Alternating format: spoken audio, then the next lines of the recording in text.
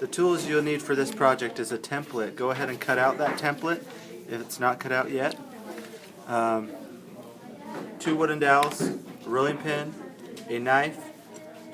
You'll also need a bowl, a little bit of water in it, and a sponge, and then a scoring tool. Okay, you'll get about this much clay. First thing you want to do with this clay is to flatten it out. I just tap it with my hands so that it's about this thick. Okay, you'll set the clay down in between your 2 wooden dowels, and you use your rolling pin to roll this out to make a slab. Start in the middle of your clay, roll forward, roll back, and then rotate the clay. Sometimes you'll want to rotate it the opposite direction, but as long as you rotate it, it'll be good. Okay, once you have it rolled out, you'll notice that the clay isn't moving. That means it's good. You'll set your template down so that the entire template covers the clay. And one way to get the tracing out is you can just go around it and trace it. And that shows up really nice. Another way to do this is to press all along the edge, and as you press along the edge, that pushes the paper down so that you can see underneath, like where the edges are. So I'm just going to go press all the way around. Okay, so when I pull this off, you should be able to see the outline of the design. Once you see that design, the next step is to cut it out. So I'm going to go along the edges of this and cut out the entire shape. Also, be sure to carve out your other design for this other piece.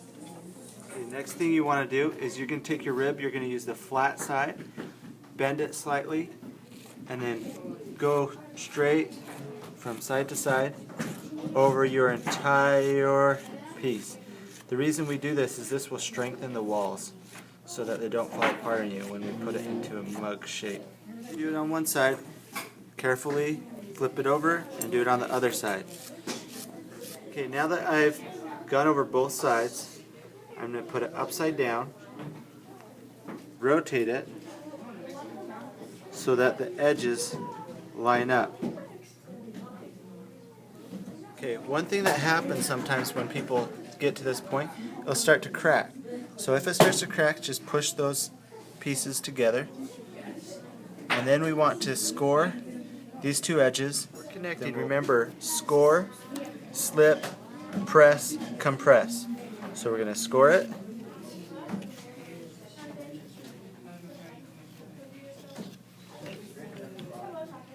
Add a little bit of slip. In this case, I'm going to add a little bit of water. Oops, that's a lot of water. Then we're going to press.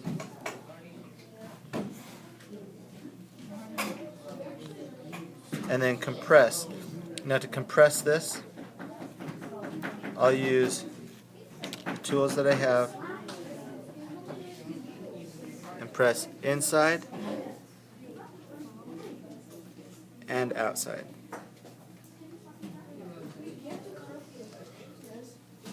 Here. Is it a good angle to see?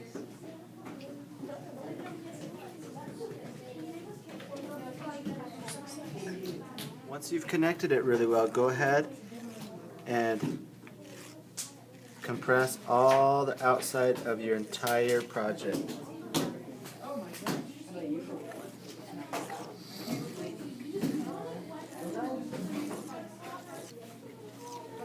Once you're to this point, you may want to let it sit for a little while. After it sits for a little while, like 10 minutes, go ahead and score, slip, press, and compress these corners. Now when you do these, also do the inside underneath.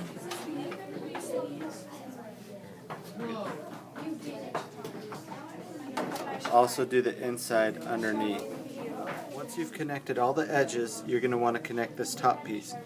Now to connect this top piece, sometimes when we're pushing in these sides, it's not going to fit. So you may want to trim it just a little bit.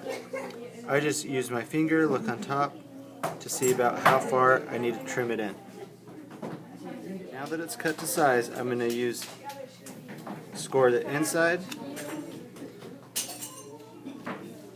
and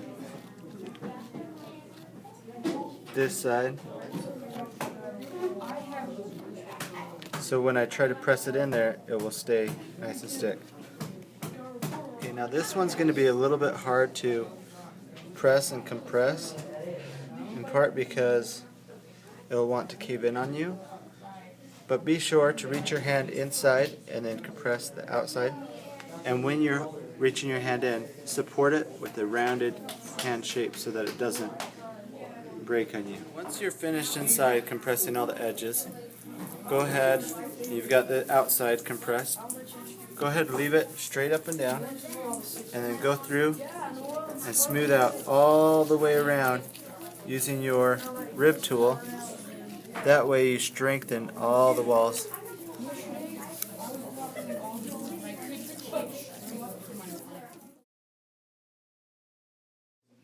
Okay, so now we want to make a coil first. Remember, twist, put it away from your body, start from the bottom of your palm, and pull it towards your body to the tips of your fingers. Twist opposite directions. Just repeat that step until you have the size of handle you want. Now we don't need quite that much clay, so we're going to have a thinner handle. Okay, so we want this coil to hold its shape and not crack when we put it on. So just go around the entire coil with a little bit of moisture. Like if I squeeze this, no moisture is coming out, but there's enough on this that it will keep the coil moist. Okay, bring your mug to the edge of your table, and right now we're just going to measure it. I just press just slightly, curve it around, press it again right here, and then I'm going to go ahead and cut this. Now that I have this shape and position of my handle, you're going to want to make sure that it lines up. It's not crooked. You don't want a handle that's like this. Unless that's your style that you're going for, that's fine. But I'm going to go for straight up and down. Alright, once you've got it lined up, go ahead and I usually just mark a couple spots so that I know where to score. So down here and right here. Be sure to score the area you're going to attach it to. And score the parts you're going to attach. Add a little bit of moisture. Now when you press this on, you want to support the inside so that it doesn't fall apart.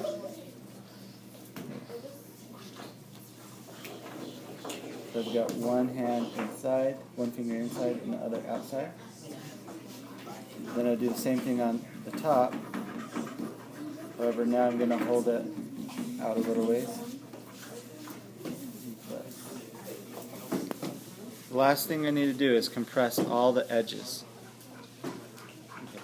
So to compress the edges, I'll go around all the outside.